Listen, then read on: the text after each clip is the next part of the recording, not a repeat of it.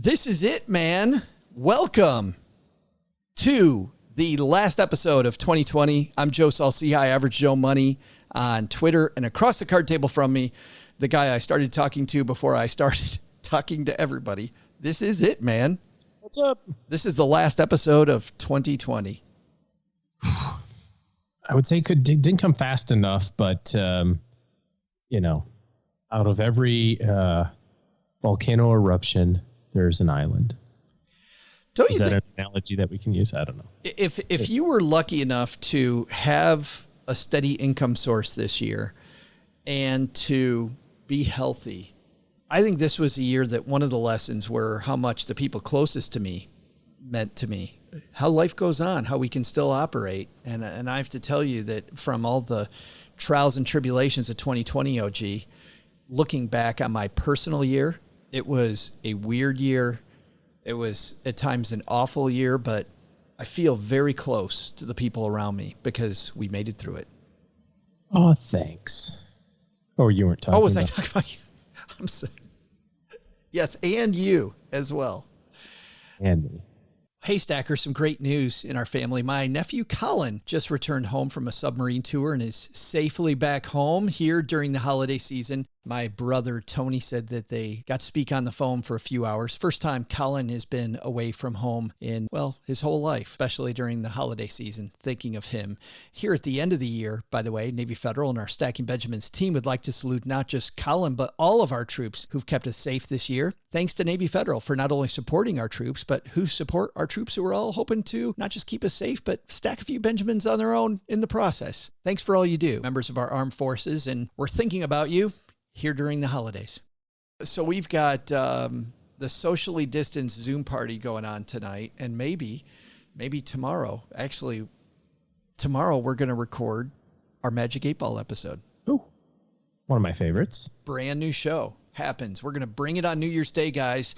One of our top shows every year. We look into the Magic 8-Ball that Len Penzo has and see what is going to happen in the new year and go back and look at how good the 8-Ball was the year before at predicting. Always right. Well, the first few years, remember, it was on fire.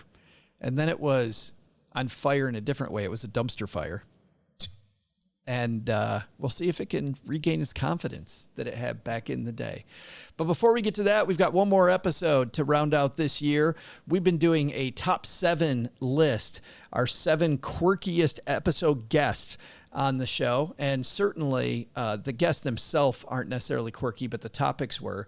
At number 7, we talked to a financial spy, a forensic accountant, goes and looks at bad guys by looking at receipts and records. At number 6, how to live a longer, more fulfilling life, the study of nuns and why they live longer than the average person in the population. Number 5, lessons we can learn from dominatrixes.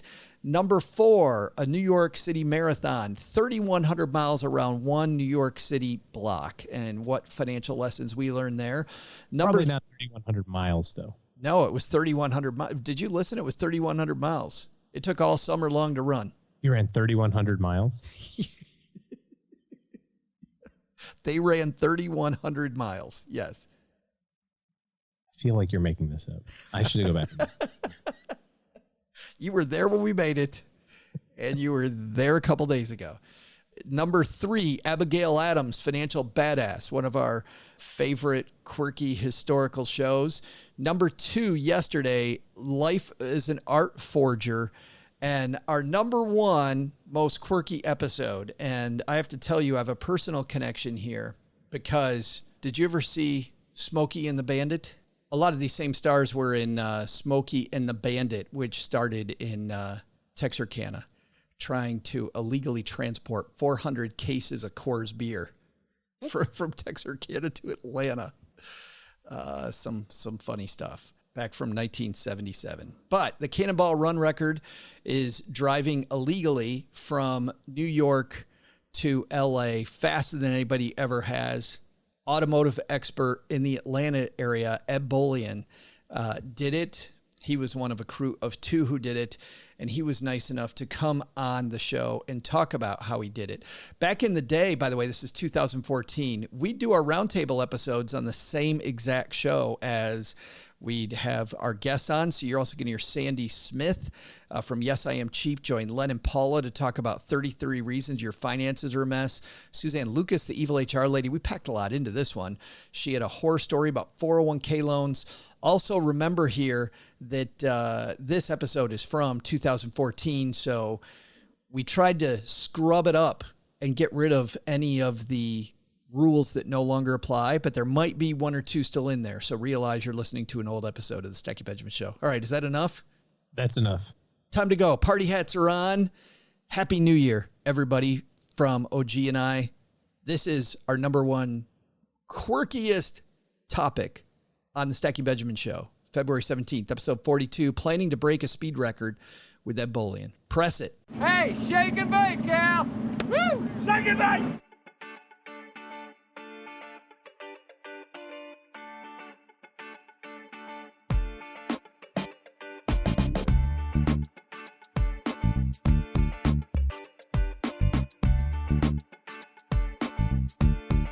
Live from my parents' basement, this is the Stacking Benjamin Show.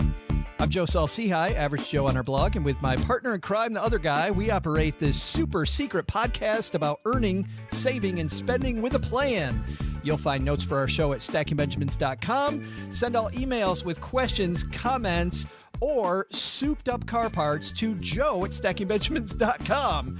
On today's show, Ed Bolian joins us in the basement. He broke the Cannonball Run record. We'll be talking to him about exactly how he drove breakneck speed across country. The evil HR lady is back. Suzanne Lucas talks a special kind of evil, 401k loans. Our roundtable tackles 33 reasons why your portfolio is a flippin' mess. We go over your letters, ETFs, and a 401k. Pinch me. I must be dreaming. It's another episode of Stacking Benjamins. And here joining me in the basement, dude, that's a hell of a commute. It's the one, the only, the Len Penzo. Oh my God, my arms are tired. Yeah, that was awful flight, wasn't it? Yeah. Getting over here. But Let me tell you, and it is cold here. Now, we always say that PK is asleep by the water heater. Look over there. Oh, you weren't kidding. I was not kidding. You were not kidding. And it's amazing. Wait until he does his, well, he's not doing a segment because Evil HR Lady is going to smack him around and she's taking his place this week. So anyway, what are you up to, man? You're here? You're in Texarkana? Good work. Yeah, I've just been so busy and it's been a hellish week. Yeah, that's bad, isn't it? That's why only a few of us work for the man. Yeah, and flying over here just made it that much more hellish. So hopefully you're going to make this as pleasant as possible. Well, but you're in the beautiful town of Texarkana. I get to show you both restaurants after we're done, which will be awesome. Maybe. Yeah, is there a Chinese joint here? What's that? Chinese? This is the heart of Chinese cuisine, isn't it? I don't know if you know this, but we're in North Texas. There's a little Mexican food. So maybe just a little Tex-Mex. Can I deviate here a little bit from your tightly scripted show, yeah, Joe? That's right. Very tight. So when I was probably 8 years old, my folks, we were driving cross country and we stopped in Amarillo, Texas. And I remember I was probably 8 years old, 7 years old, and we stopped for dinner and we went into the restaurant and spaghetti was on the menu. And so what did little Len get? Absolutely. Little Len ordered spaghetti. Bring it on. So they cooked it up and brought it to our table and put it in front of me and I ate it and it was the hottest freaking spaghetti. I spit it out. My mom and dad were like, "What's the matter? What's the matter?" I'm like, "This is the worst. You call this spaghetti?" My dad tasted it and he was like, "What the hell is this?" And the waitress was like, What? Your face is bright red? Yeah. Because of the chilies. It's like, what? It's spaghetti. Yeah. Come on, you got to have it Tex-Mex. Texas style. Absolutely, man. Tex-Italian, I guess you call it. That's not Tex-Mex, but...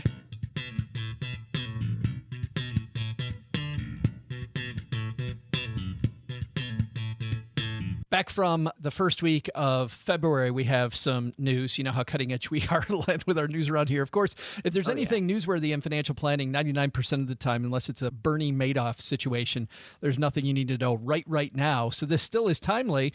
And that's in the last couple of weeks, Charles Schwab, the discount brokerage firm, launched a low-cost ETF 401k platform. And what does that mean? That means that your 401k that has all kinds of mutual funds in it might finally now have exchange traded funds in it. That's a long time coming, Len. You know what? I think that it is a long time coming. And I'll tell you, as a frustrated 401k holder myself, it's kind of exciting, actually. Yeah, because you look at the fees between even a low-cost mutual fund, right? I mean, a low-cost mutual fund might have 1/3% as a fee. You get to some of these S&P 500 ETFs, those are 0.1%. I mean, you're saving a ton of money by having these things.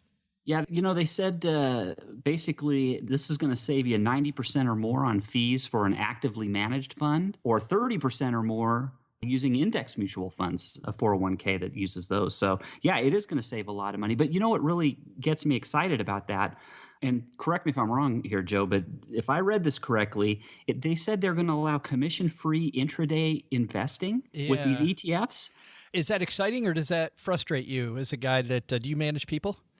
I manage people, yes. In my limited 401k plan, I could only manage my fund every 15 days. Really? Otherwise, I was penalized 2.5%. So I could rebalance, or I could swap out my investments out of different options and move them around. Then I had to wait 15 days, and it was a real pain. Yeah, but what happens for all those people around the nation? I mean, you walk over to some guy who's supposed to be busy doing some contract work, and instead he's busy day trading his 401k. What do you do then? I fire his ass. I don't see any. No, but do you see any reason why somebody needs to trade their 401k? I mean, it seems like, Len, you buy a fund, right? You should keep it at least 15 days anyway. Well, yeah, but okay, but look, here's where I'm coming at it from. They said that basically I only have maybe 6 or 7 or 8 options in mine, right? Now let's assume I have, what did they say in there? 1,500 or some ridiculous number of ETFs. I don't know what they're going to make available. Yeah, so I was going to say, just to be clear about that, they'll make that available to the employer, but then they'll charge the employer more to have more in them. So your cheap firm might still keep 8 in there. Okay. Well, then maybe this isn't too exciting. But where one thing I think where they would actually help was, for example, I'm probably thinking like precious metal ETFs, although I don't recommend them. But I don't know how many 401k plans have precious metals at all, an option. But with these ETFs, I can see that as an option in there. Yeah. Well, let's actually talk about that, about indexing gone too far. John Bogle, the gentleman who founded Vanguard Funds, they had a great interview with him saying that indexing has gone too far. And what's funny is, Len, when indexes first came out, you had the S&P 500, the Dow Jones, right? The Dow Jones they call a diamond. The S&P 500 fund, the first one, they called a spider. And then they added the NASDAQ, which trades under ticker symbol QQQQ, so they call it the Qs. So you had these basic ones, but now you've got the Joe's Best Bet ETF, where he's day trading inside of his ETF. I mean, you got these really narrow things where indexing doesn't make much sense. I have a feeling we might end up seeing this in 401k sooner or later, too. Yes. Oh gosh, the beauty of the index funds is the broad-based, it's diversity in broad, and that gives you safety and a little more security and a little more stability, and there's a lot more room for error. Yeah, you get really narrow. The article, I believe, was talking about some cancer fund or something like that, where they were just investing in cancer technology. No, it wasn't even cancer. It was emerging cancer. Yes, emerging cancer. What a horrible name. That's what it was. Yeah, and I don't mean to make light of cancer, but the point is it was an extremely narrow area to have an index fund in, and it went belly up, actually. So yeah, not a shock there. I mean, we're definitely not making fun of cancer. We're making fun of the moron that thought that was a great idea to create a fund that emerging cancer research would create. So when it comes to indexing, then I think Len, the general rule is, unless you really are just playing the horses, it's a better idea to stick with the broad-based indexes to reach your goals. Yes. If you're not familiar with investing or you don't want to take the risk, stay in the index funds, the broad ones. I feel I'm a little more informed. I take time. I do some research. So I tend to mix things up a little more. But that's a risk that I take. If you're not comfortable with that kind of thing, put in the index funds and leave it alone, and the broad-based ones.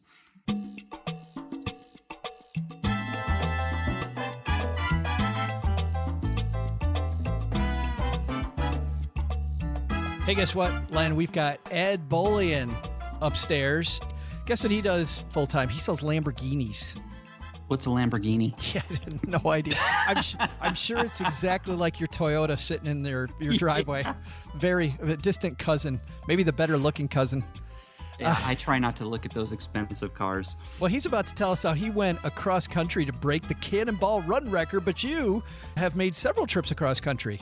Oh my gosh, I've made as growing up, my family, we made multiple trips across country. At least 4 with my parents, and then once I had my family, I've done the same thing with my family. So we've gone on, I think, 4 cross-country trips as well. Now, he made it in 28 hours. How long did it take you?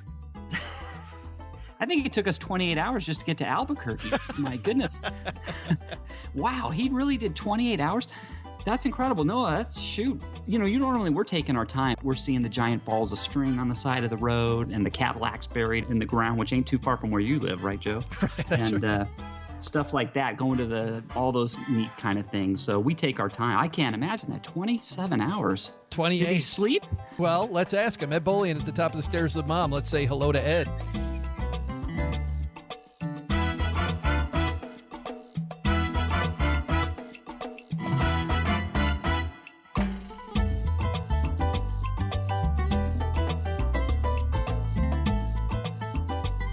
Well, have you ever dreamt about driving across country? How about driving across country in just over 24 hours? Well, that's what Ed Bolian did. He is the new world record holder for the fastest drive from New York to Los Angeles, completing the trip in just over 28 fast hours. When he's not setting speed records, that is maybe the world's most awesome job as the Lamborghini sales director at Motor Cars of Georgia in Atlanta, and blogs at edbolian.com. Welcome to the basement, Ed. Thank you, Joe. Good to be here. Man, so 28 hours across the United States. My friends call this the Cannonball Run record. Is that the title you use?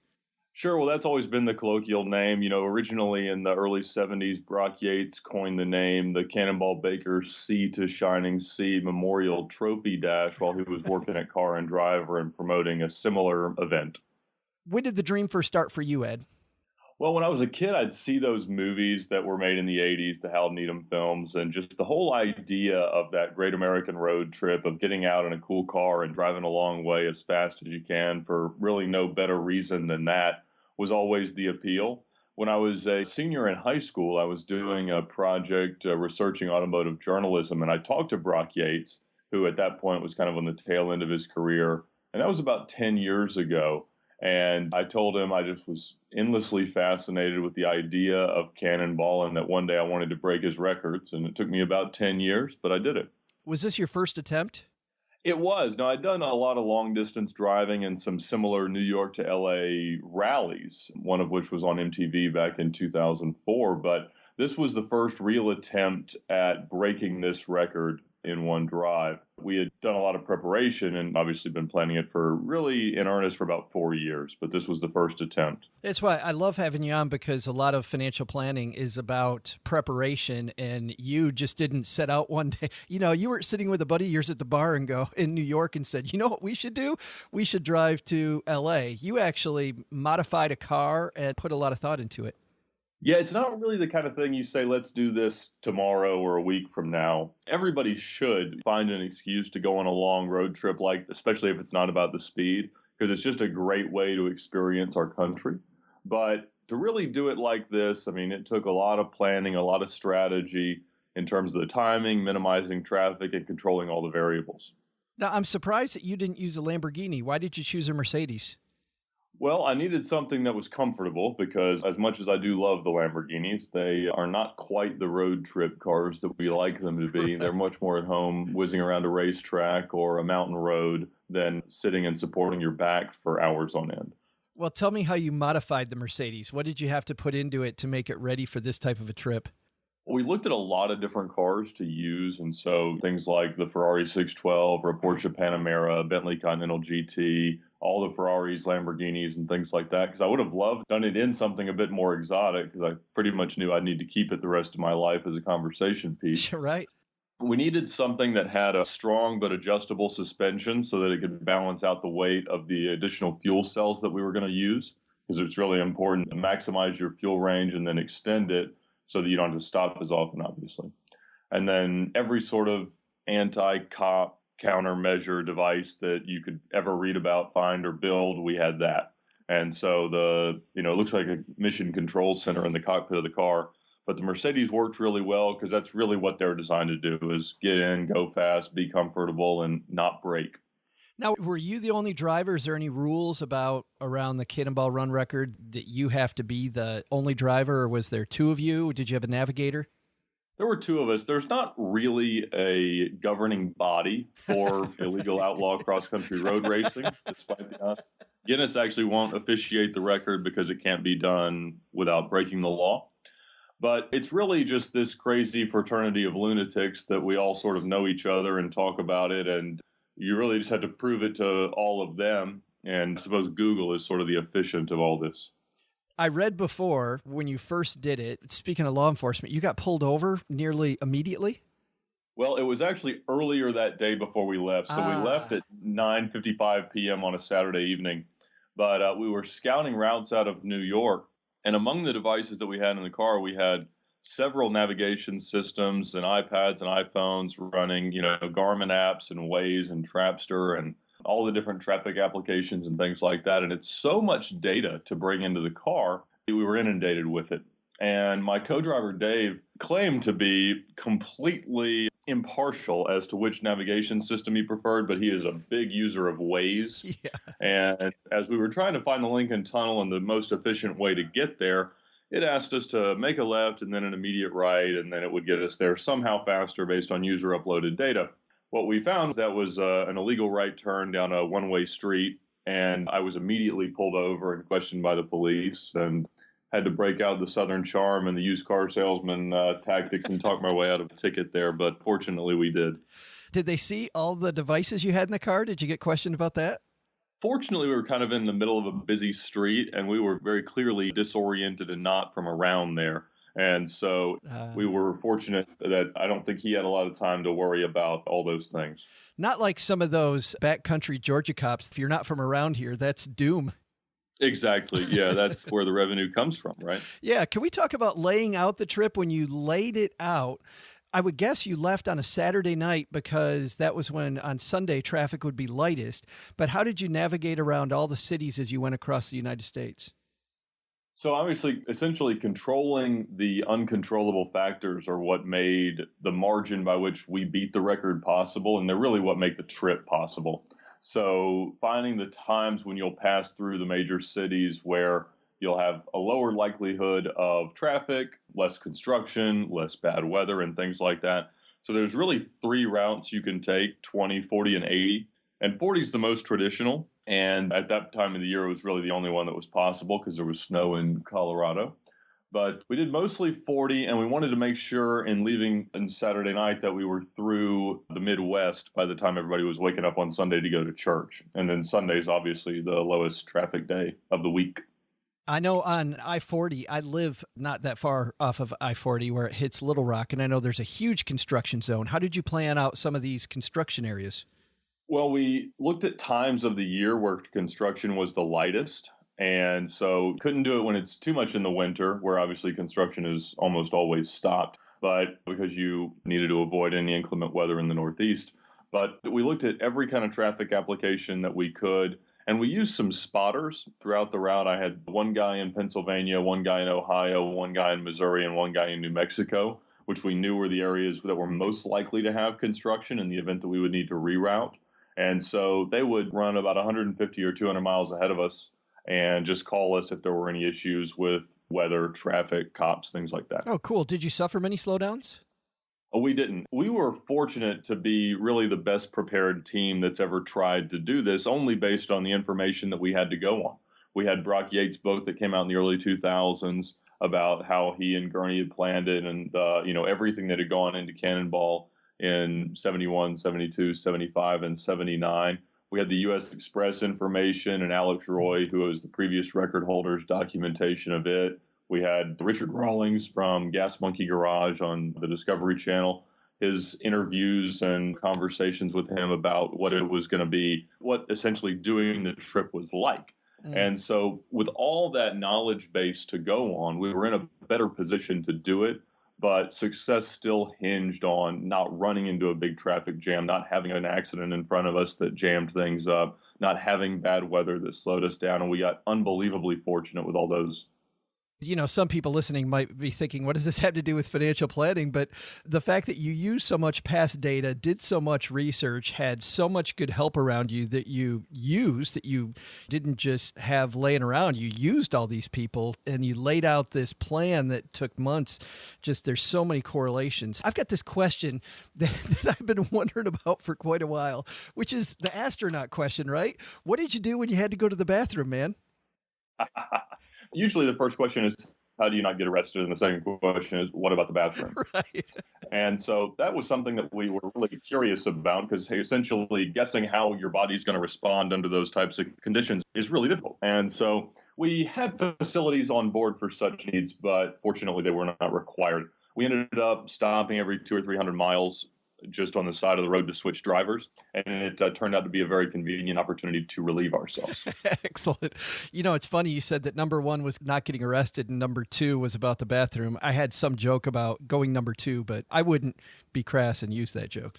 So another financial... Well, fortunately, it was not required. How expensive was it? Let's talk about money here. How expensive was this dream, Ed? Was it expensive to modify the car? I'm assuming it was a car you already had.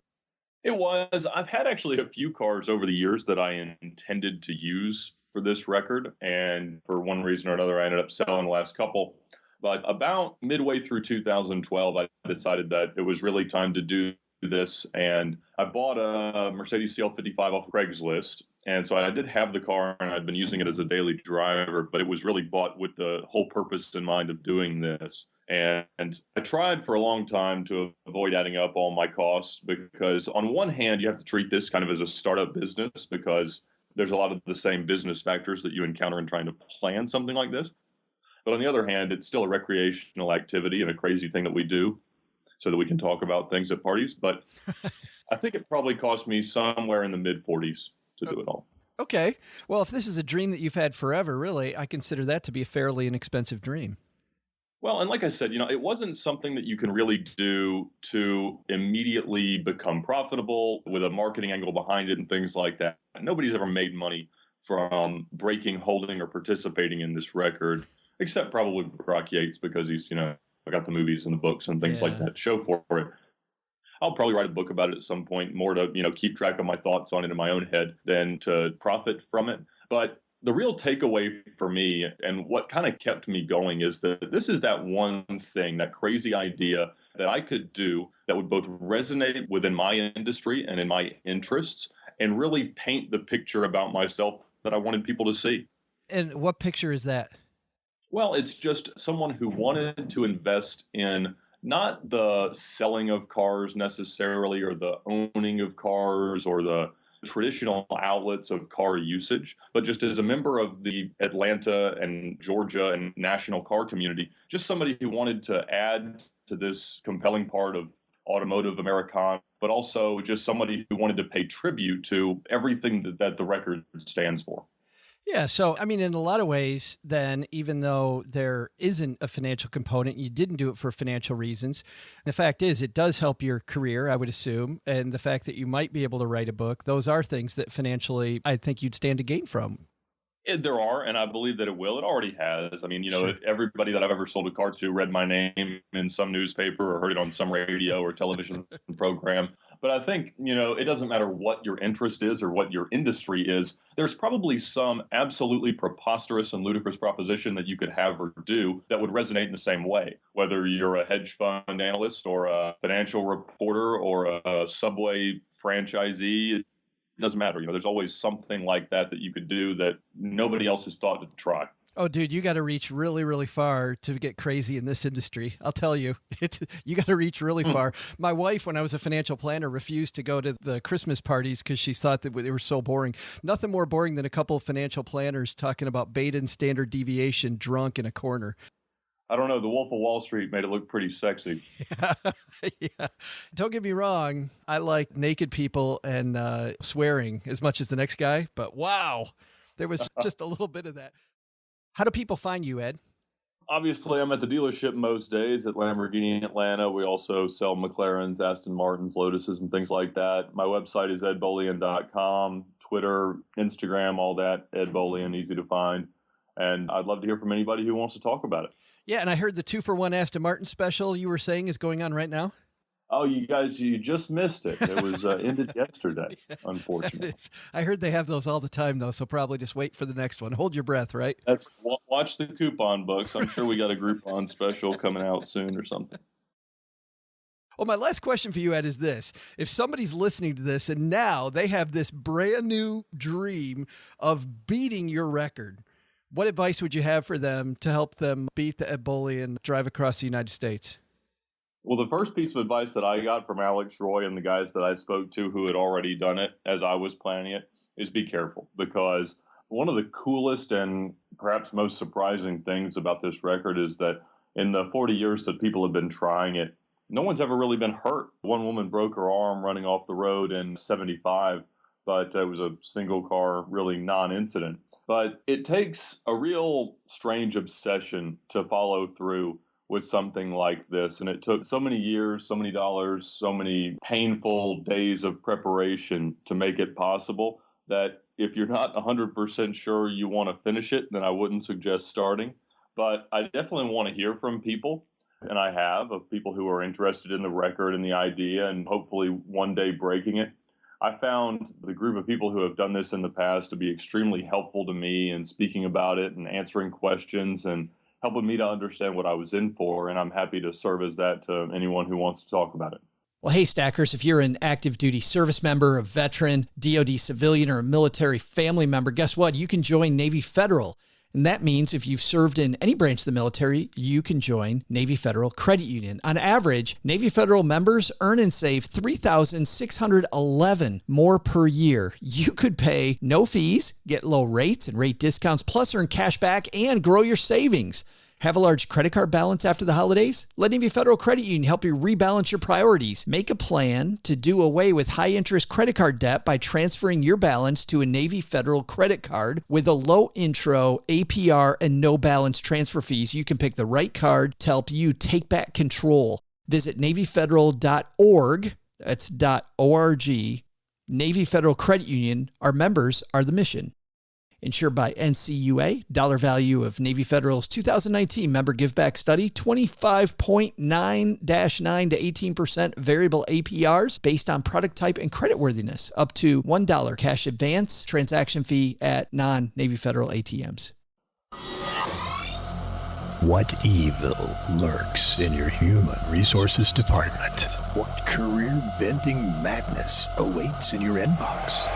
Better benefits? A pay raise? How about a severance package? It's time for What's Evil in HR with the evil HR lady herself, Suzanne Lucas. Did you know that one of the stupidest financial decisions you can ever make is to take out a loan from your 401k? Sure, your HR department may have told you how fabulous it is. It's your own money, and when you pay it back with interest, who's getting that interest? You are, not some big evil bank. Sounds great, and it is, except for one catch. That loan becomes repayable in full immediately should you leave your job for any reason. And any reason includes being fired or laid off. So even if you love your job and never want to leave it, if your boss stops loving you, well, then your loan is due in full as soon as they hand you that pink slip. Just say no.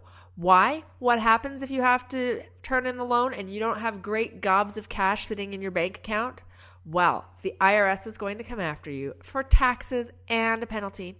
If you could afford taxes and a penalty on your 401k loan, you wouldn't be needing a 401k loan in the first place. Just say no. Another financial tip from your HR department is to keep track of your vacation days. Why is that a financial tip? Well, because what is vacation? It's free money. Yes, it is. You get to sit on your rear end and earn the same amount of money that you would as if you were at work. But many companies have a maximum number of vacation days that you can accrue. Additionally, some companies have a use it or lose it by year end. If you don't use them, you are throwing away free money. Yes, it's free money. You don't have to do anything. Stop throwing it away. Keep track. Know how many you have. Know how many you can accrue. Another thing is, a lot of companies, and all companies in California, will pay out any accrued vacation when you quit, but only up to that maximum number of days accrued. So keep track, take your vacation by the time you hit your maximum number of days, and don't make foolish financial decisions. If you want to figure out what in the heck your human resources department is thinking, come visit my blog, www.evilhrlady.org, or follow me on Twitter at RealEvilHRLady. I'm Suzanne Lucas.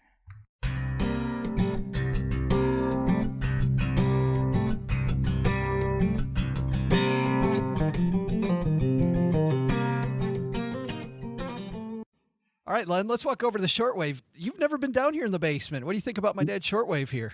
I think it's pretty cool. One thing I do have to say, though, is the cobwebs have got to go, Joe. But check out this. If I press this button right here, we get the greatest minds in personal finance writing on the air. And let's start in Atlanta, Georgia. It's Paula Pant from Afford Anything.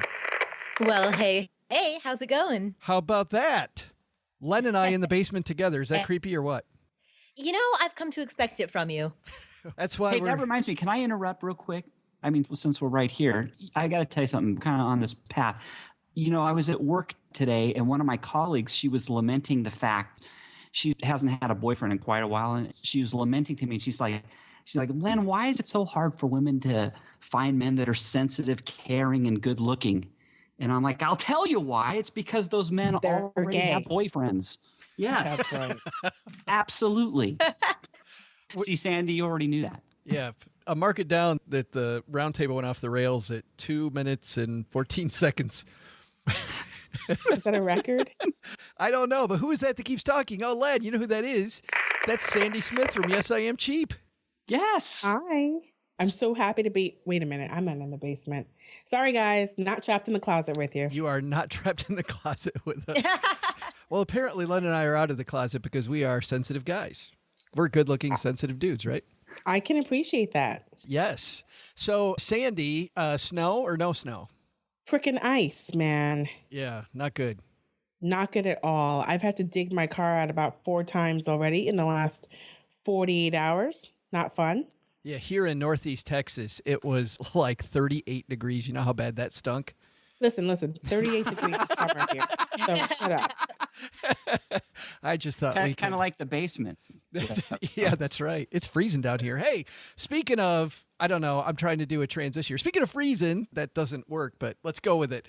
We've got a great post from Len's blog that we're going to talk about today, which is 33 reasons why your finances are a complete mess. Len, are your finances a complete mess? No, mine are not, actually. They're in great shape. Well, why are you accusing your readers that their finances are a complete mess? Because if I said, why are mine in bad shape, nobody would click. That is very true. But when I accuse others, they get angry and they want to see why. Yeah, so what's the deal? Apparently, you and the honeybee are neat freaks, but the kids, not so much, huh? No, kids are terrible. And I assume your kids, when they were in their teenage years, you knew how messy they were. Hopefully, tell me yours were messy too, as messy as mine. They have halos over their head, Len. Are you serious? No, not at all. I'm not serious.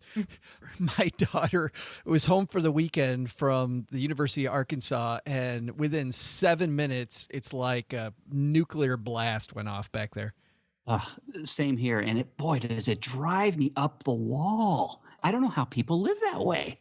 Yeah. When I was a teenager, maybe it's because I was a nerd. I guess I'm still a nerd, but the nerdy kid in high school, my room was always neat. I made my bed. It was just, I don't know. Sometimes I think they're adopted. Sandy, do you think Len's a nerd? I thought that went without saying. Come on. LenPenzo.com. Shouldn't have done that. Shouldn't have thrown you under the bus. Hey, I was ahead of my time on that one, Sandy. LenPenzo.com. Not egotistical at all. When I started, all the personal finance bloggers were anonymous. They were anonymous. Golly, Paula, here comes the good old days stories from Len. We went through this the other day, didn't we? The throwback. I that we know, had with Sandy. you the other day. Now I'm doing it with Len. I got to stop hanging out with you old people. That's right. Back in the day, you could tell Len's getting into mom's hooch in the other side of the... I'm sorry, what? He's going to be past... He said hooch. What is that? That's some Easy. Midwestern term? What is that? Easy. What is that, Joe? It's a reference to alcohol. Yes. As opposed to... It is. Right. It sounds like it's a reference to something else. Easy. Yeah, this is a Hey. G-rated program. G show. That's right. It's Not a anymore. show. It's not, Joe. Have we ever had a roundtable this bad? I'm not sure. People driving are like, what is this? So hopefully, though, people's finances aren't as messy as your kid's bedroom. So, Paula, there are 33 here. Pick out one of these 33 that you like, and let's chat about it. All right, one actually that resonated with me a lot is if you're disorganized, your finances are likely to be a mess. So, if you in general look like a bomb went off in your room, or if you live your life the way a Stacking Benjamin's Roundtable sounds, man, you're a mess. You're in trouble. Yeah, Wait, I am guilty. I am a disorganized beast. However, when it comes to my money, it's a whole different thing. I was about to ask about that you don't know anybody who's an exception to that rule, but Sandy, you'll say that you are? What? Are you kidding me? Organized chaos in my life. My laundry doesn't get folded. It stays in the dryer until I'm ready to wear it. That's how disorganized I am. But your checkbook is neatly managed? I don't have a checkbook. This right. is why I don't have a checkbook, remember? We talked about that last week on the show, didn't we? That's right. Yeah. I don't have time to balance checkbooks. I can't figure that stuff out. I don't know a checkbook. Yeah, what I found interesting about that point, Paula, that you made, though, is that when you're disorganized, I mean, half of being successful with your money is being able to read the dashboard. If you're driving down the road, it's like your financial picture is a dashboard. And if you can't find anything, how are you going to be able to do a good job of spotting mistakes or opportunities? Well, yeah, exactly. I mean, so the way that I conceptualize this is if I'm disorganized and I'm routinely losing my belongings, I'm just going to have to run out and buy the same thing again. So I might have to buy the same pair of shoes like 3 times because I just can't find where I put them. And if you're losing your shoes, you've got a bigger problem if you're losing your shoes. We call that Alzheimer's. Sandy, let's pick on you. We got 33 here. What's one of these that resonated with you? Resonated. I've got to even find it. Where Len hides this crap. It's under the Frito bag in my son's room. I was busy reading the comments on it because I can't believe people actually still visit your site. Actually, that's just it. Nobody visits my site anymore. Number 2, you're too busy to track your income and expenses. This falls under budgeting for me. And I know every personal finance person tells you need a budget. You have to have a budget. You've got to track everything. But I said the other day with Joe when I took over his other show, I don't have a budget. Yeah, but you still track your money. I track my expenses. Yes. For my bills. So not my daily expenses, but my bills that I'm paying down. But I don't track every expense. Have we talked about that before, Paula? Have we talked about do you track your expenses? Yeah, we've discussed it previously. I really don't believe in budgeting. I'm a big believer. Sister, high five. High five. I'm a believer that you skim your savings off the top and then just spend the rest. So decide what you want your savings rate to be, 20%, 30%, 50%, whatever it is. Just jam that money right off the top, and then whatever's left over is left over. You can spend it. Len, you're an engineer. I'm with Paula. Yeah, but Len, you're an engineer. You have to budget. See, but he's crazy. Not anymore. That's a whole different thing. No. I don't budget anymore. But I fastidiously track my income and my expenses. But I no longer budget. I remember, guys, Paul and Len, when we talked about this before, and I think my opinion has changed on this a little bit. I think that budgets depend on who you are. Like if you're just starting out, a budget is wonderful because you really have to get a grip on exactly where every penny goes, and doling it out envelope style or whatever it takes is a huge part of the win, I think. I mean, do you think that this idea that people shouldn't budget, people should budget, it really more is a it depends answer?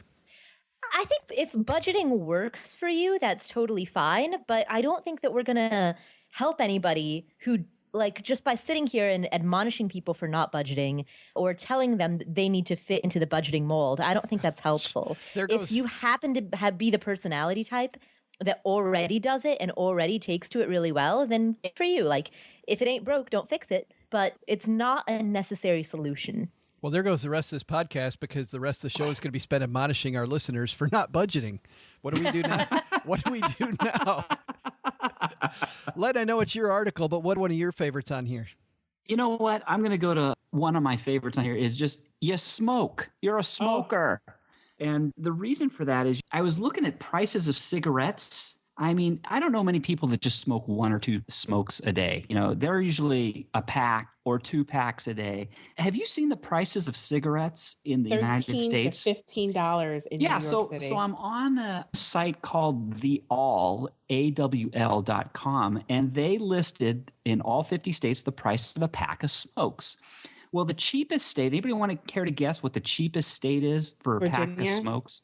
Mississippi. What's One that? of the Carolinas, maybe. It's in the South. Mississippi. Kentucky. $4.96 for a pack of smokes. Anybody want to guess what the most expensive state is? New York. It's got to be New York. It's New York. $14.50 a pack. Now, if you smoke it's on sale.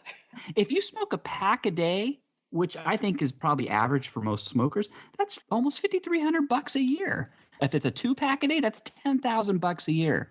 That is a significant chunk of your income, the average That's household money to income. burn. It really is money to burn. I will so agree with you on this one. I was never a fan of King Bloomberg of New York. However, his whole smoking cessation initiative, I was all over that. 1, because it stunk. And 2, because that crap is expensive. You know what? I'm not advocating, but I think other green leafy smokables are cheaper than cigarettes in New York. You know, I used to smoke, but it got expensive, so now I just burst into flame. I'm here all week. Tip your wait staff. Yeah, isn't that horrible? So I like some of these other ones. You never read the fine print, Len, before signing on the dotted line. I mean, how many times does that bite you in the butt before you learn a lesson there? Oh, my gosh. That bites everybody in the butt. Come on, everybody, raise your hand. I know everybody in their cars and out there listening right now, almost all of you are guilty of this. Even I'm guilty of this at today, even though I try not to. Because you don't have the time. Okay, I'm going to sign it. I'm going to check that box on that internet that says, hey, have you read our policies? Yeah, just give me what I'm buying. And boy, does it bite you in the butt. Yeah, I think there's people that get what I've seen in my time as an advisor, and there were always forms that clients had to sign, whether it was with me or for a new mortgage or an estate plan. They always acted like they felt kind of embarrassed to sit there and read it, like they were holding everybody up. My thought is, if that's you and you feel embarrassed, just request the contract ahead of time. So if you're going through an estate plan, ask them if you can have the details a day ahead, or if you're going to refinance your house, ask for everything you're going to sign a day ahead of time so that you can go through it point by point before you sign anything. And I'll tell you what happens. You do that a few times, you get used to it, then it becomes easier if you're in there re-upping a cell phone contract or whatever it might be. That might be one of the smartest things you've ever said. I'm impressed. 1 out of every 20, Sandy. One thing out of every 20. I'm on that 20th. Yeah, you got lucky, babe. So you routinely float checks right before payday. That's a scary one. I actually know someone within our families, that my wife and my families, who does that. One of our brothers and sisters. I will not say in case they listen to this show. Nobody listens. Go ahead. Say it. Nobody listens. That's fine. You hate comparison shopping. That's a good one, Len. I need it right now. Yeah, and again, you know what that comes down to again? And there's kind of a common theme in many of these, but laziness. It comes down to a lot of these things that I mentioned in here come down to the laziness factor. Well, and maybe it's laziness, or maybe it's not having enough. You know, I think a lot of people grew up in a household where their family didn't really manage money, so they're not sure how much time to spend on it. And maybe they just don't spend any time. I mean, Paula, how much time a week do you spend just managing your money? I spend quite a bit of time going over my net worth. Once every 3 months, I'll compile. You swim in your money like Scrooge McDuck. Yeah, exactly. Exactly. Do you really, Paula? Like springy board and just swim. No, not literally. Oh, it's so disappointing. But yeah, once every 3 months, I sit down and I spend 2 to 3 hours going through every single asset and liability. I mean, in terms of comparison shopping, I don't really do that, but largely because, I don't really buy anything. Like, what am I going to comparison shop for? Cat food? No, I'm just going to go to Target for that. Toilet paper? Like, really? Is the cat food for dinner tomorrow or the day after? So bad. Sandy, how We know much what you're having for dinner. Yeah, Sandy, how much time do you spend managing your money? Not that much because I don't have any. That's a So good it makes answer. life easy. Fantastic. Len? Yeah. That is the honeybee's responsibility as the CFO of my household. So I, not very much, maybe a quick conversation with her maybe once every couple weeks. That's it. That's all. Well, you guys are disappointing. Hey, all those you listening at home, do not do what any of these three people. No, you know what I think that reflects, Jeff, is again that we're organized. So if you're organized, once you have things set up, it doesn't take a lot of time. It really doesn't. That's true. That is true. Once you automate your finances, you can basically, you're like Ron Popeil, set it and forget it. But I think there's something to be said, Sandy, with what Paula's talking about, which is that act of doing it manually. Now, doing it manually sounds like a pain in the butt, but on the other side, I think it gives Paula time to think about strategies and think about what might or might not be some options for her money. Oh, yeah, I'm not advocating not looking at it at all. In fact, I'm the wrong person to do that because I publish every month on my blog. I go through my entire debt, what I did that month, what I didn't do, what I should have done, and I list everything out. So on a monthly basis, at least, I'm looking at my numbers and rejiggering. I think that's often enough, I think. I think rejiggering is my new favorite word. Paula, I mean, what's the reason you do that? Is it because you don't like the automated system, or is it because it gives you a little time to think about strategies? It's both. I like watching my net worth. I like seeing how it's grown and how it's changed. It's especially fun in an up market, which we've been having for the past couple of years. Yeah, wait till you do it this quarter. So, but yes, I mean, there is a reason, like you said, doing it manually as opposed to just logging into a screen and looking at it. Yeah, it gives me the satisfaction that I've got that greater accuracy. But yeah, I think you're right. It gives me a chance to think about it and to make strategic decisions. Like if I've got an extra $30,000, let's say, do I want to use that You want to as a down give it payment? to me. Do I want to use that as a down payment on another rental property, or do I want to use that to pay off one of the rental properties that I already have? Like, that's the kind of stuff that I'm thinking about. I'm not comparison shopping for bananas are cheaper at Kroger than they are at Publix. Like, I'm not really concerned with that kind of small detail stuff. I prefer to think more strategically. And I think So can we talk about something on this list that I know Len is lying about? What's that? Okay. This one line is complete BS here. You play the lottery. If anyone is out there who doesn't admit to buying a lotto ticket when the Powerball and the Mega Millions is at $200 million, I'm telling you now, you are all liars. I am putting that $1 or $2 out there to make sure that I get a chance at getting $100 or $200 million. Oh, I think with our audience at large, you're nailing it, Sandy. But I think with this group, I think you're probably wrong. Paula, do you play? Come on, Paula, you don't play the lotto? Admit it.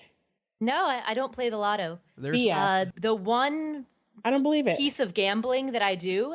No, it's true. It's true.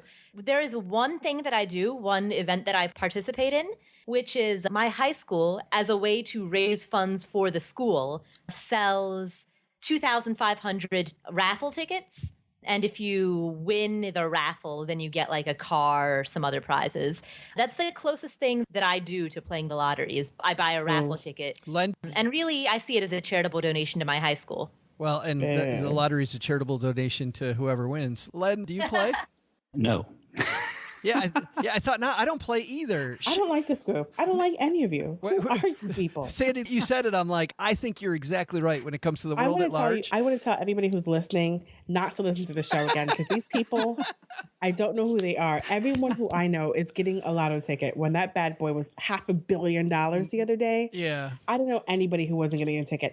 The CEO of my company, the guy who's taking home big bucks every year, was getting a lotto ticket. Come on. Almost everybody I know does too, but this group, Paula, Len, and I, and I'll even throw Greg in there, I'm sure, do not buy a lottery ticket. Yeah. And you know what? If you just play it once every blue moon, that's not what that's talking about. Second, there are people, I know people, very close people to me, who cannot help themselves. They spend a huge portion of their paycheck every week playing because they just think it's their ticket to riches. And no matter how hard you show the math, doesn't matter.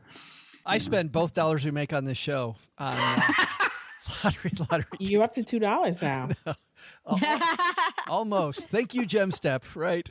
Hey, guys, we're a little bit over time, so let's go around the horn. Len, you and I are going to talk about what's going on at lenpenzo.com later in the show. But Sandy, what's happening at Yes, I Am Cheap right now? Well, actually, let's not talk about that. For those people that didn't hear Sandy last week, let's talk about your cool project. My special project is The Color of Money, located at thecolorofmoney.net, where a group of personal finance writers, not these people because they're too boring, are contributing articles teaching people of color, black, white, red, green, yellow, doesn't matter, about money. And actually, I let Joe in the door, so he's on the site too. That is crazy. She's got this podcast. So Paula and Len, you're in because you know me. How about that? I always said Noah Me would come in handy one day. Hey, Joe. Yeah. Can you take your hand off my knee? Sorry about that. It just. Thank you. Dad Shortwave is a little, romantic. Paula, what's going on at Afford Anything? I'm going to talk about why my savings rate is completely meaningless. Excellent. You'll have to tune. I realize that's enigmatic. You'll have to tune in to find out what I'm talking about. Well, you know at why? affordanything.com. Yeah, well, I already know why. It's because Will's going to buy a lottery ticket. He's going to win, and you won't need to save. Because you don't buy lottery tickets, he does. It's that high school raffle, man. That's exactly it. All right, guys. Thanks a lot for playing along. I guess you guys are going back into the closet? No, we're just going over to the table for Len and I to talk movies. Fun times. And then Joe's taking me out to dinner. Candlelight. Does the honeybee know? Candlelight dinner.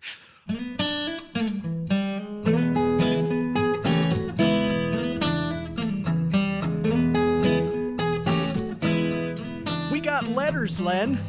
Letters. Really? Letter or letters? Actually, plural. Who knew? Yeah. That's awesome. The Pony Express just pulled up out front.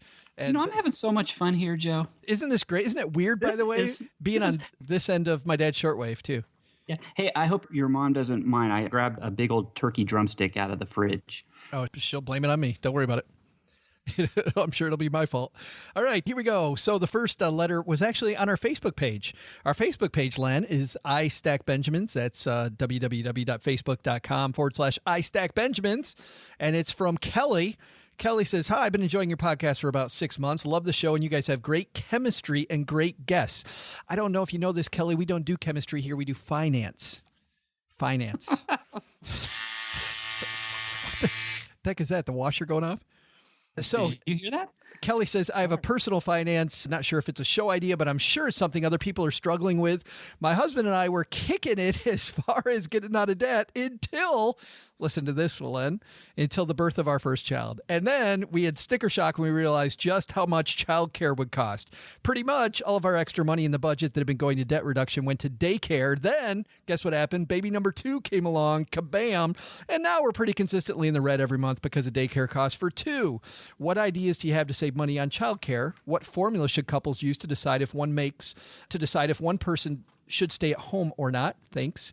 And I love I can't say that. She says she loves a part of the show, Len, that does not exist. So we won't talk about that. But anyway, so tell me, you guys did that. The honeybee decided to stay home. What kind of calculation did you use? Well, first thing you do is you got to know how much she makes in a year. So, and then you figure out your childcare calculations. And then it's kind of like you subtract the 2. And whatever money's left, that's your real income, basically. That's what you end up working for, or the honeybee was working for. In our case, I think at the time she was making, it's been so long ago. It's been like 16 years. I think she was making $30,000 a year or something like that, $25,000 a year.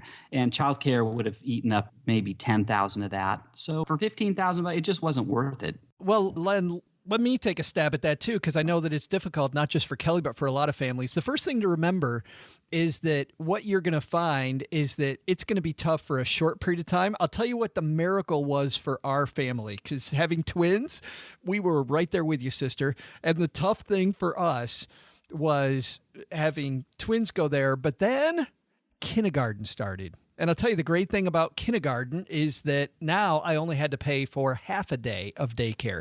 And I remember feeling like the heavens had opened up and the sun was finally shining down on my pocketbook. So remember that it's for a short period of time. You definitely don't want to cut your childcare expense in the case of having worse childcare, but certainly there might be ways that you can do it more cheaply. And one of those ways is a lot of companies have flexible spending accounts that will allow you to take the first $5,000 that you make, or excuse me, that you pay toward childcare. You can put that into the flexible spending and now pay for it with pre-tax dollars.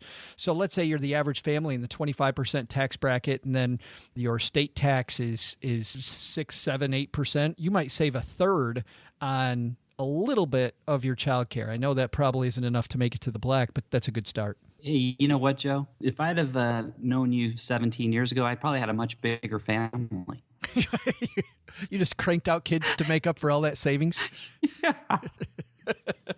Yeah. Well, thanks for the note, Kelly. And I'm sorry, there's really no, and that also comes down to, Len, looking at the other areas of the budget a lot of the time, looking at areas you might be able to save in other places.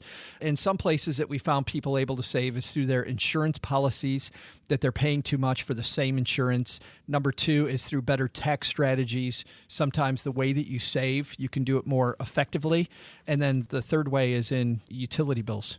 Those are the 3 biggies that we found. How about on your end? Yeah, but you kind of lose it. Once those kids get into kindergarten, you'll lose it on the utility bills because they leave their bedrooms and stuff with the lights on and the TV's going and the stereo's blaring. So there you go. You save on the childcare and you lose it all on the TV's blaring and the lights left on. Yeah. Message from an email from Cynthia here. By the way, you can send us emails at joe@stackingbenjamins.com or send it. If you just go to the Stacking Benjamins website, you'll see an info box.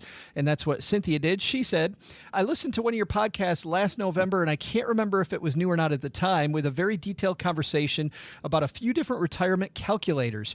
Your guest developed a very detailed calculator. As much as I enjoy your show, I'd love to rehear that show rather than go back through all of them to find it. I just spent 30 minutes trying to locate it. So what's that calculator? I think, Len, she's referring to, we had on the Two Guys in Your Money show, Vincent from PlanWise. And that would be, if she goes to our website and she goes to thefreefinancialadvisor.com, where we hold all of the Two Guys in Your Money podcasts, and you put in the word PlanWise, you'll find that show. I think I like your model for keeping people on your site for as long as possible. You just make things impossible to find. That's genius, Joe. That'll get my website traffic up. That's the whole goal. I feel bad she's going all the way through iTunes looking for that show. Next message is from Craig. Craig, by the way, and this message was after he won the Apple iPad Mini. Listen to this. I just listened to the podcast where you announced my name as the winner of the iPad Mini. I am in the Air Force and stationed at Barksdale Air Force Base. And you know where Barksdale Air Force Base is? It's in Shreveport, an hour from here. Guy's practically my neighbor. I love it. Now I love it. I can hear everybody groaning now that the fix is in because I gave the Mini to my neighbor. Yeah, you guys are sparsely populated out there. Yeah. Hey, Barksdale, that's really cool. But I love Congratulations. I love the fact that one of our servicemen won it. That makes me feel really good. Me too. Fantastic. So thanks for the quick note, Craig. And by the way, he said he's not the comedian, Craig. And thank you for your service, Craig. Yes, absolutely. Next, Len, we've had some cool iTunes reviews. And here's the deal with iTunes, everybody, is that the ranking on iTunes, the way that it works is this. It's not about how many people listen to our show. It's actually, which is crazy. Don't you think the rankings would be based on how many people listen to your show?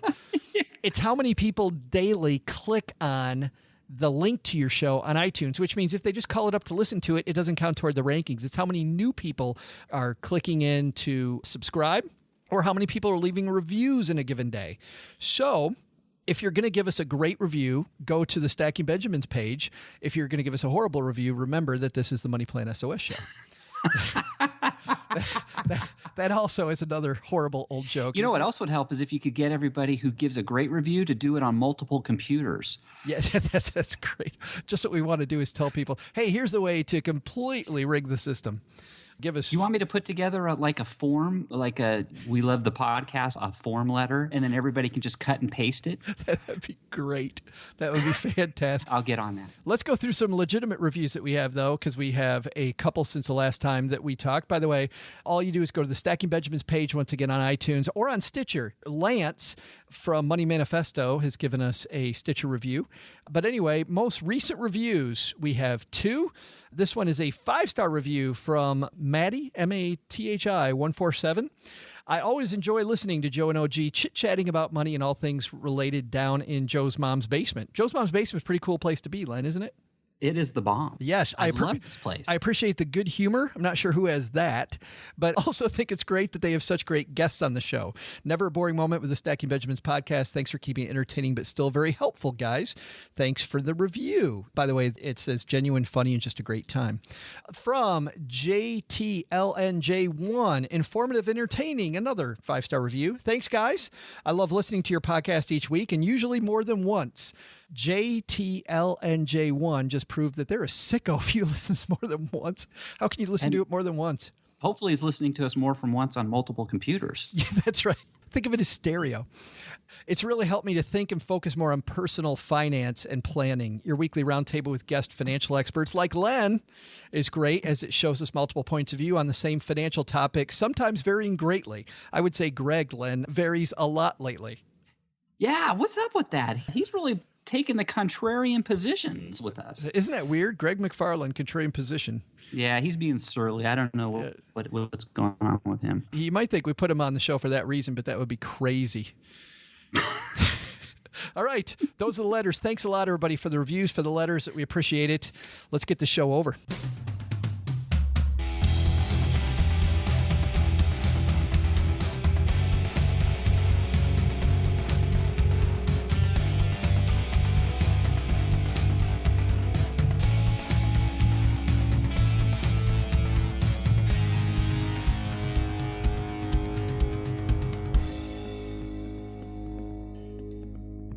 Wow, we did it, Len. We did it. Another show.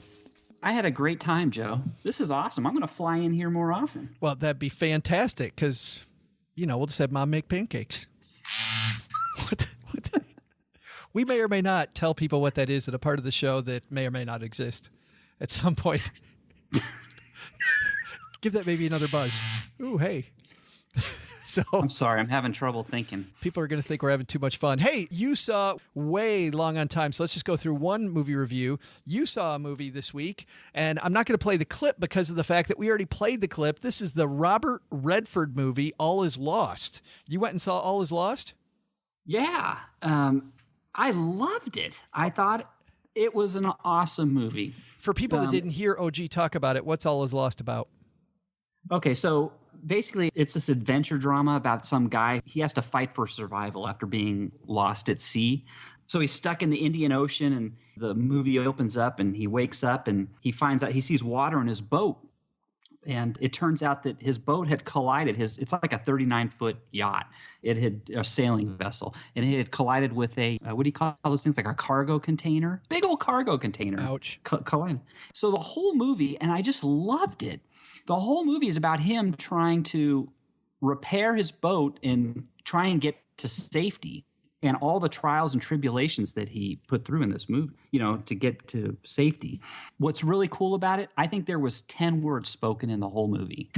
So it was really all the acting. It was just incredible. So let's talk about that, because there's a couple things that OG hated about the movie, and I want to just get your take on it. He didn't like the fact that there were barely any words, and that was kind of annoying. Did you ever find it annoying that there was no talking? I mean, it's just one guy who's pretty much screwed.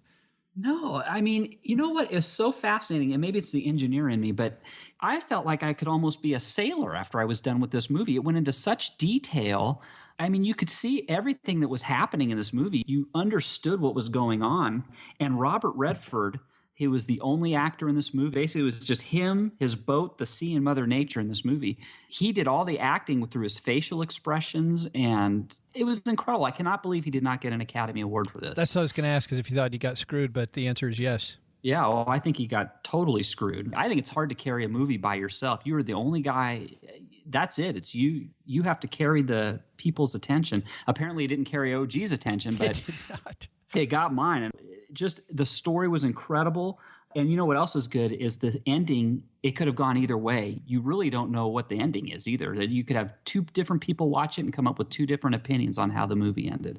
So a great movie. I recommend it. How about that? So now we're a split house, everybody. Thumbs up from Len and a thumbs down from OG. You know what? We need that McFarlane in here to break the tie. We do. Well, no, I won't even tell that joke. I will give you, because it's been a couple weeks since I've talked movies, I'll talk just very quickly, Len. I'll give you 2 movies that I've seen recently. One that hey, easy there, cowboy. The movie number 1, time to wake up. Movie number 1 is Charlie Bartlett. I saw on Netflix. Fantastic Netflix movie that I'd recommend. It's about a kid who went to private schools, got kicked out, but he's really just trying to get along with people. And it seems like it's always bad things kind of happen to Charlie. But, you know, when you sit back and you think about the stuff Charlie's doing, he should get kicked out. But the way he gets there is kind of funny. I'll tell you, Robert Downey Jr. is in Charlie Bartlett as a supporting actor. And it's great to see him not being the Iron Man guy, instead trying to be an ordinary dad to the love interest in the movie. Really cool. So Charlie Bartlett, big thumbs up. You know, and the other movie I saw was Monuments Men, the new George Clooney movie with Clooney and Matt Damon and John Goodman and a whole host of Bill Murray, whole host of other people. There are 4 sectors for movies, Len.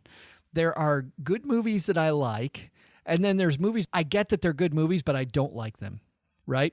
And then there's bad movies that I like, and then there's bad movies that I just can't stand. This movie is squarely in the bad movie that I really liked. You're not alone. You know, I've heard a lot of people knocking that movie. They're saying Clooney's lost his magic touch. So I haven't seen it yet. I thought it was really fun. I enjoyed it. I've seen enough movies that you can tell it's a bad movie. I thought it was a lot of fun. You know, and one critic I read afterwards said, this is like a 50s movie where they're heroes and everybody's kind of a caricature. And I think if you go into the movie looking for that everybody's kind of a caricature and it's a gung-ho, hey, we're going to do it, and you know it's a feel-good movie, it's going to be great. If you're looking for the bad reviews I've heard, they were looking for like Saving Private Ryan. This movie is nothing close to. This movie's not gritty. It's not sure it's about a war and it's about guys doing something that's dangerous, but it is not at all a gritty movie. This is definitely a feel-good movie where the Nazis are caricature bad guys, not the real bad guys that they were in real life. So anyway, those are mine. Is this as bad as The Good German? Did you ever see The Good German? No. George Clooney. It was done in black and white. Terrible movie. Terrible movie. Well, you know, hey, you know what people are comparing it to? Leatherheads. Because I heard Leatherheads was a horrible movie, again, the same way that a lot of people enjoyed it because it was just kind of goofy, where it's about the early days of football. And that was George Clooney and John Krasinski and some other people. I never saw it, but it's getting favorably compared to Leatherheads, which also got panned by a lot of people. Well, so I won't be renting that one. Leatherheads you won't be? No. Or Monuments Men you won't be? It's a feel-good movie. You know what? I've got to see Monuments Man. I have to see it for myself. I like looking at traffic accidents and stuff and seeing. I'm a rubbernecker.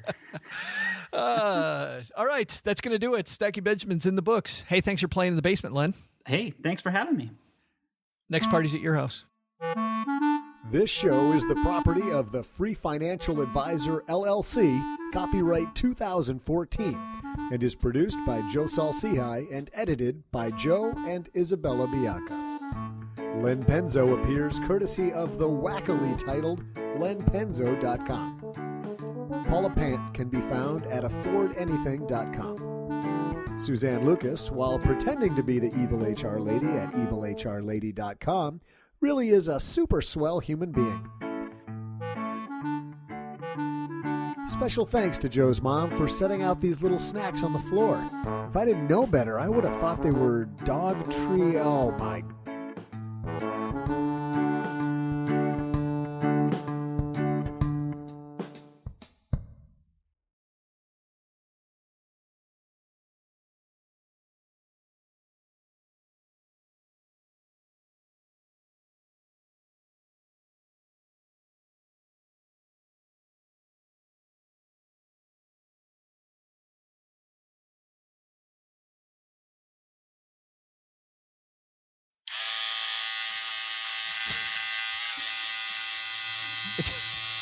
You're letting that baby go for a long time.